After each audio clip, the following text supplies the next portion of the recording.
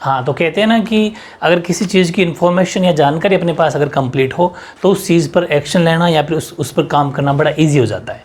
मतलब हमें किसी भी चीज़ की पहले जानकारी लेना बहुत ज़रूरी होता है, फिर उसके बाद में एक्शन लेना बेटर होता है। ठीक है, इसीलिए बहुत ज़्यादा कॉमेंट आए, मैं आज मॉर्निंग में आपको बताया भी था, बहुत ज़्यादा कॉमेंट आपको उसी रिगार्डिंग मैं वीडियो बना रहा हूँ ये। तो आज मैंने सोचा कि इतने सारे कमेंट ऐसा डाउट है तो अपन कुछ मेन पॉइंट पे मेन टॉपिक को ले लिया जाए और उन्हीं पर अपन बात करेंगे। जैसे आपका एक बहुत ज़्यादा कॉमन कमेंट है कि मुझे आईएएस बनना है या फिर मुझे आईपीएस बनना है, जो भी इन्हीं की पोस्ट हो जाएगी, या फिर मुझे आरएस बनना है जो राजस्थान की एडमिनिस्ट्रेटिव सर्विस होती है। इन दो पे मेनली बात करता हूँ।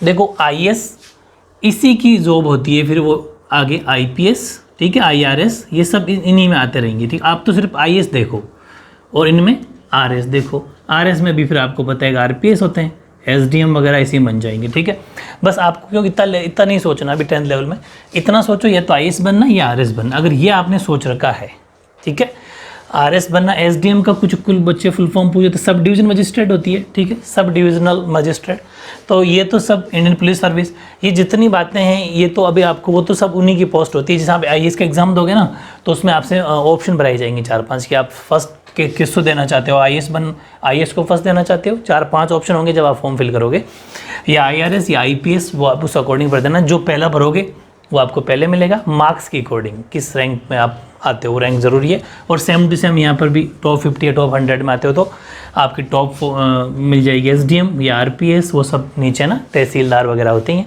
वो सब इसमें मिल जाएंगे, आरटीएस बोलते हैं उनको। तो ये सब बातें हैं, वो तो चलो पोस्ट की बात हो गई।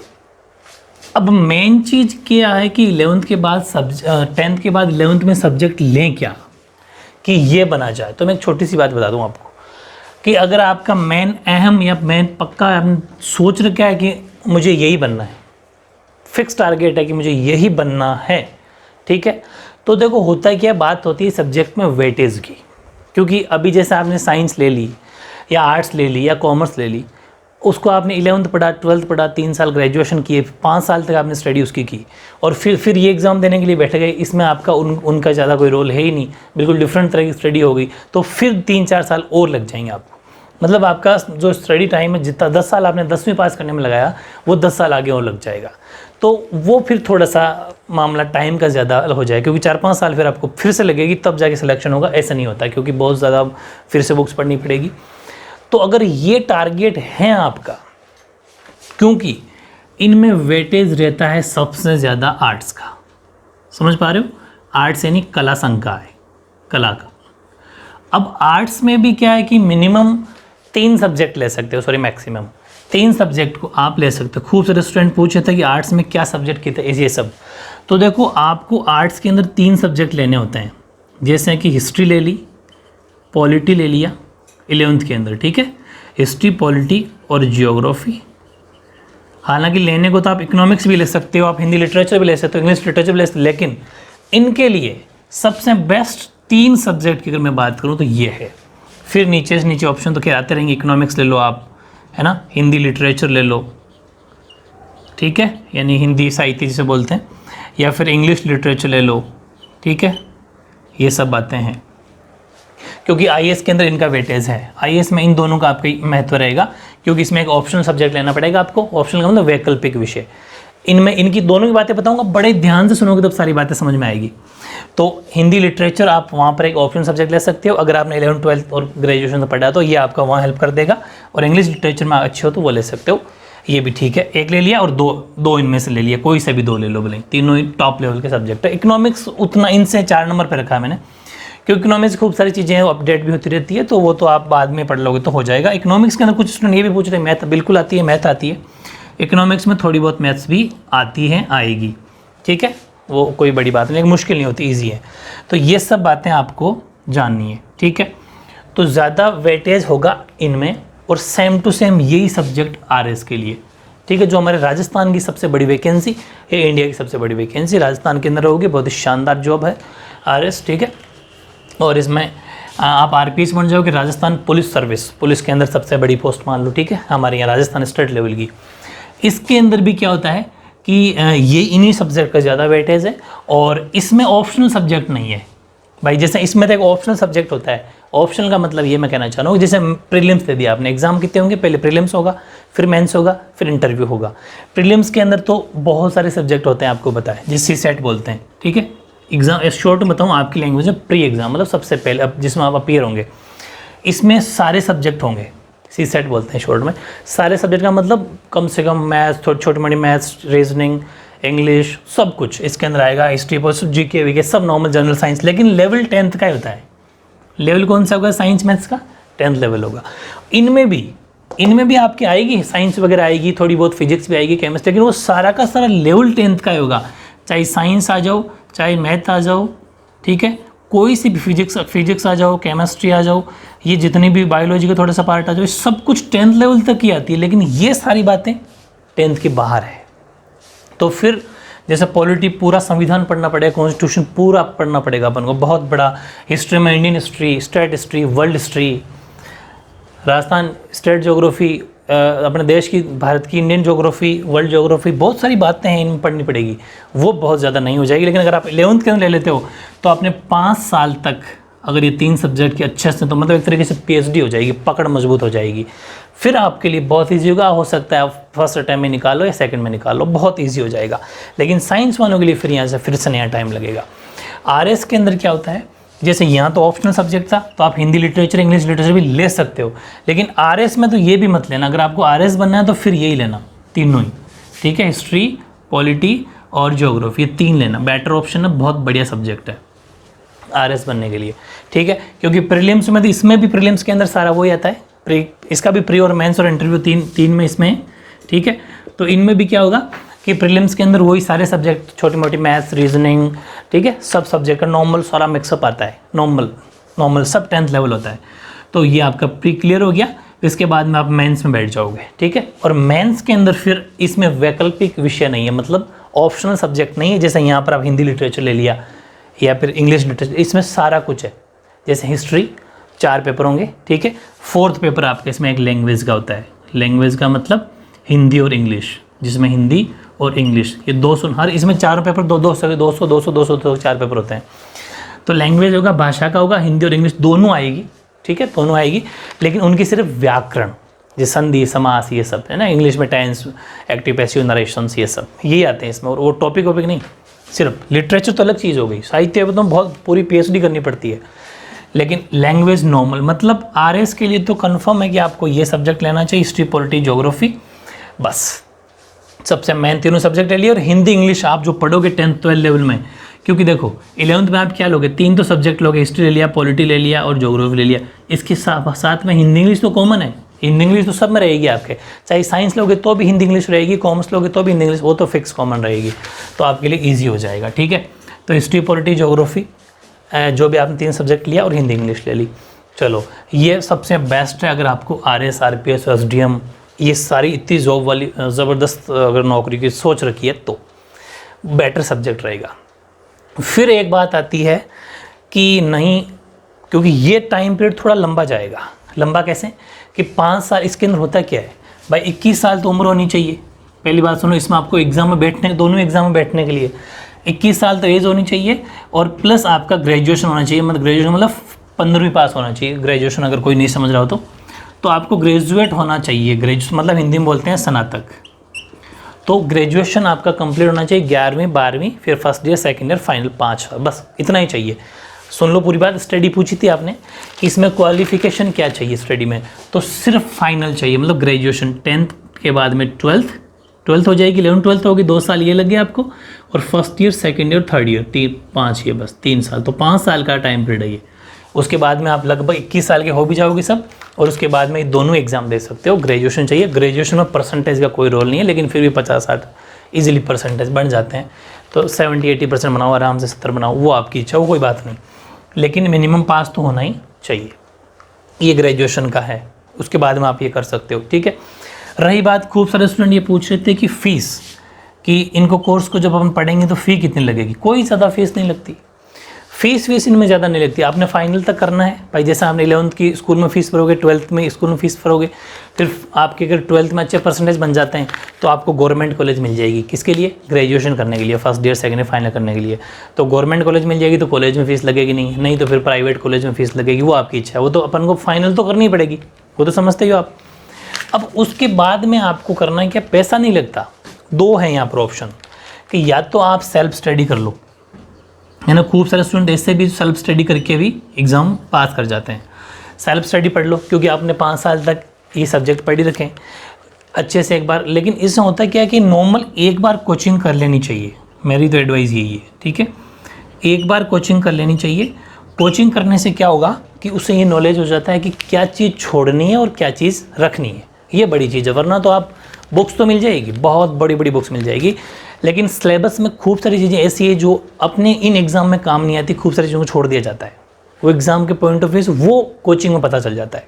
करने तो सेल्फ स्टडी है अपन को, वहाँ पूरा ये सिस्टम पता चल जाए क्या छोड़ना है, और थोड़ा सिस्टम समझ में आ जाए कैसे लिखा जाता है, क्योंकि वहाँ पर टीचर्स होते हैं काफ़ी एक्सपीरियंस वाली, अच्छी कोई कोचिंग में आपको करना है तो ज़्यादा कोई मुश्किल नहीं है।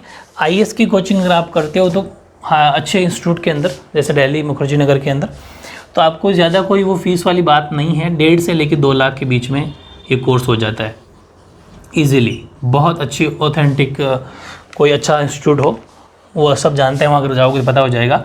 1.5 से 2 लाख रुपए आपकी इसमें फ़ीस लगेगी, और लगभग 1.5 साल का, यानी 15-16 महीने का, ऑलमोस्ट 14-15-16 1.5 साल तक का ये कोर्स होता है, जो आपको पूरा IAS का, जिसमें आपकी टेस्ट सीरीज़ भी होती है। टेस्ट सीरीज़ मैंने टेस्ट सीरीज़ के अलग से कोई 32,000 रुपये 40,000 रुपये लेते हैं टेस्ट सीरीज़ के, वो इसमें आ जाएगी इंक्लूड। 1.5 से 2 लाख के बीच में मतलब आपका IAS का हो जाएगा। फिर 5-7 हज़ार रुपये में रहने का रूम रेंट वगैरह, वो आपको समझते हो खर्चा अलग होगा। तो ये फ़ीस इतनी सी है बस। बाकी तो रहने का तो अपने पर डिपेंड करता है कि अपन किस फैसिलिटी में रहते हैं। 10,000 के रूम में रहते हैं, 15 के रूम में रहते हैं, 5 के रूम में रहते हैं, वो फिर उस हिसाब से जोड़ लेना। 1.5 साल आपको घर से बाहर जाके कोचिंग करनी पड़ेगी, सेल्फ स्टडी करनी है, उसके बाद में ज़्यादा खर्चा नहीं है।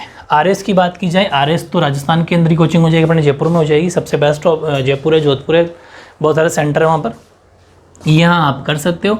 और इनमें कोई ज़्यादा नहीं है, 70 से 80 हज़ार के बीच में फ़ीस होती है बस। 70 to 80,000 RS की फ़ीस होती है, लास्ट ऑलमोस्ट 1 लाख मान लो, और कुल मिलाए खर्चा बस इतना ही है। ये दोनों में फ़ीस है, तो फ़ीस का कोई नहीं है। और ये कोर्स दोनों सेम ही, ये 14-15 महीने इसमें, ये 14-15 महीने इस कोर्स में लग रहे हैं। 1.5 साल का एक कोर्स है, ऑलमोस्ट दोनों सिलेबस भी सेम ही है। थोड़ा सा IAS का लेवल मामूली से 1-2 सब्जेक्ट में ज़्यादा हो जाता है। एक मौका मिल जाता है कि ऑप्शन वाला सब्जेक्ट ले सकते हो, बाकी कोई बड़ी बात नहीं है। RS और IAS में ज़्यादा फ़र्क नहीं है, थोड़ा बहुत 20-25% का फ़र्क है, 20-1% का बस, बाकी ये चीज़ें हैं, ठीक है। तो फीस का कोई इशू नहीं है, सब्जेक्ट का पता चल गया।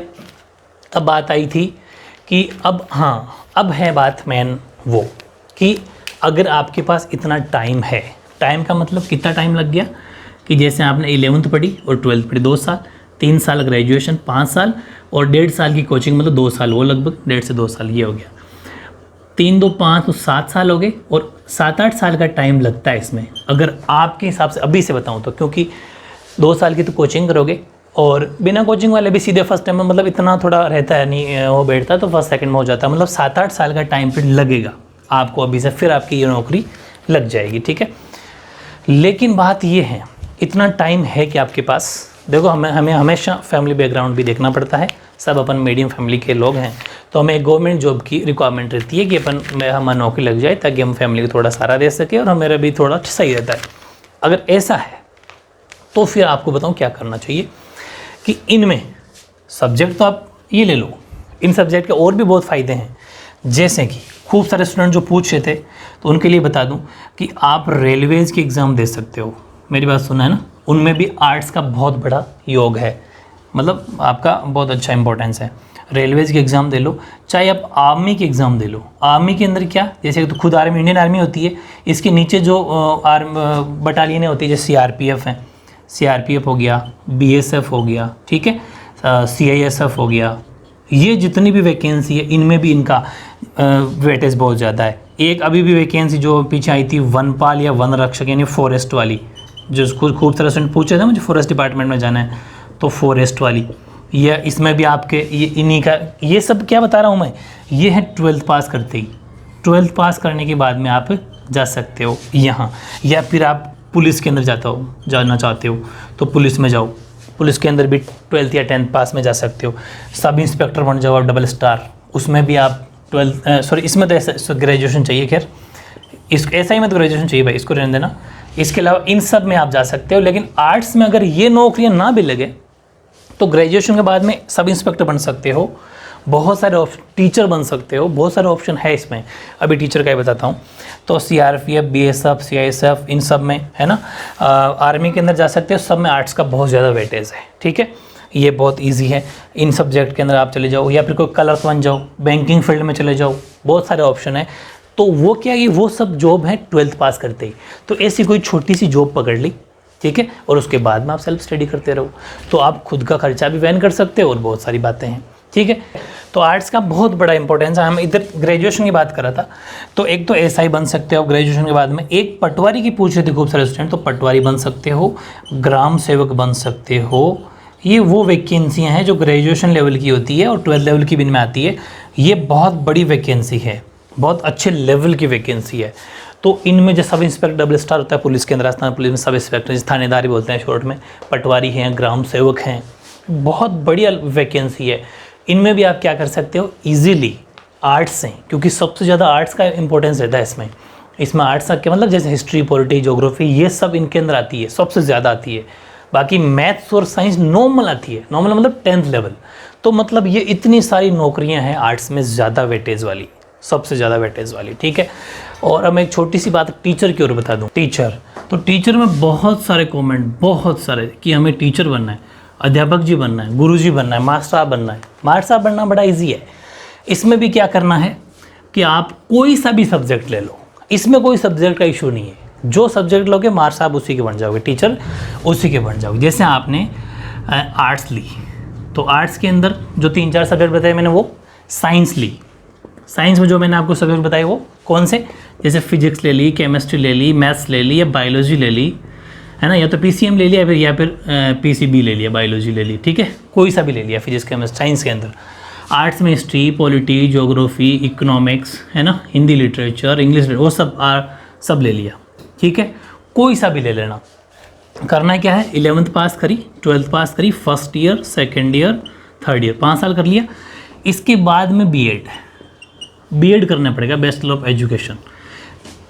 अब करना क्या है, आजकल पहले बीएड 2 साल का हुआ करता था, आजकल 4 साल का कोर्स कर दिया। पूरी बात सुनना, आप जैसे फॉर्म भरोगे ना 12th पास करने के बाद में, जब कॉलेज में जाओगे तब आपसे ऑप्शन भरा जाएगा कि आप साइंस हैं, तो साइंस वाला तो करता है BSc, साइंस वाला कॉलेज में फर्स्ट ईयर में क्या करता है, BSc का फॉर्म भरता है, बैचलर ऑफ साइंस। आर्ट्स वाला भरता है BA का, है ना।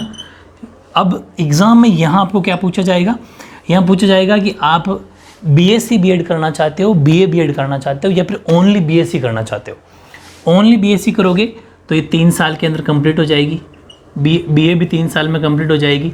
लेकिन जिसने टीचर प्लान कर रखा है वो पक्की बात है क्या करेगा, वो कहेगा नहीं मुझे BSc के साथ में ही BEd करना है, तो उसी टाइम आपको फॉर्म भरना है BSc BEd का।